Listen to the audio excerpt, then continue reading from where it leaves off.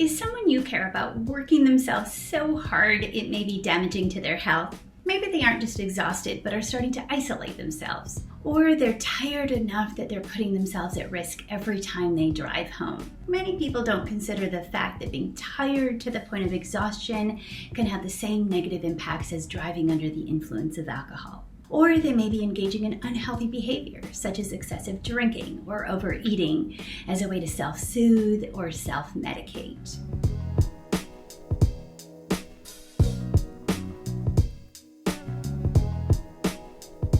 My name is Dr. Joti, and I'm a registered psychologist with expertise in all things related to psychological health, wellness, and resilience.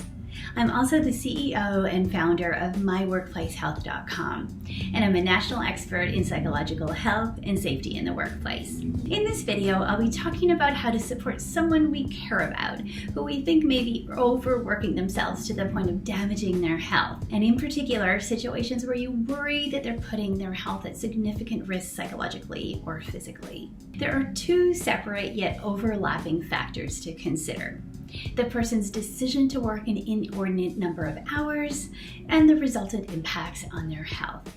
Keep in mind that the person's decision to work the number of hours that they are working may not necessarily be completely voluntary or under their control. There are a number of factors or reasons a person may need to or feel that they need to work these hours, some of which may include high living expenses or debts, significant changes to life circumstances, working following a period of unemployment, or preparing for retirement.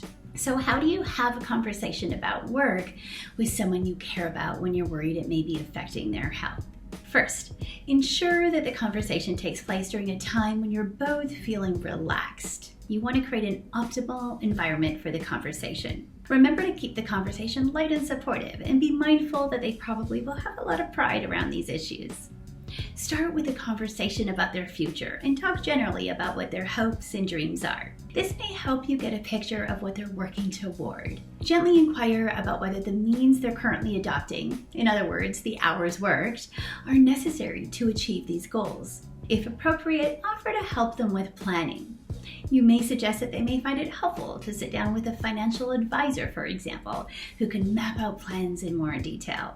After you've had the opportunity to talk with them about the future and gain some insight into their goals and the underlying values associated with work, then, likely in a separate conversation, you can express your concerns about their health. Here are some suggestions about how to approach this topic. First, describe what you're seeing.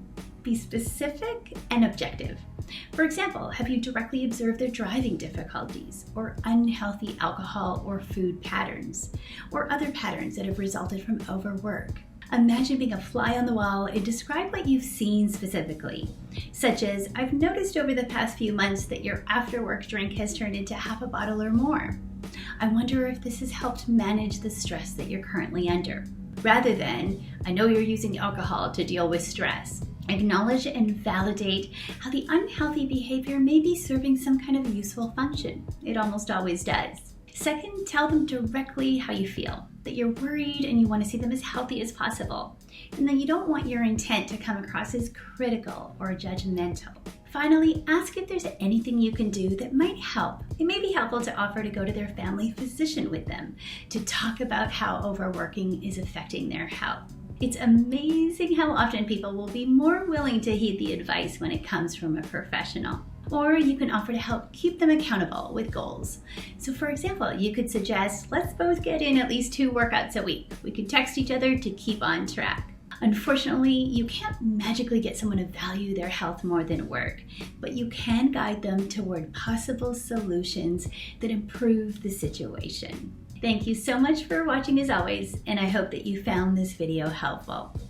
Please take a moment to hit the like button, subscribe to our channel, and follow us on social media for more helpful tips.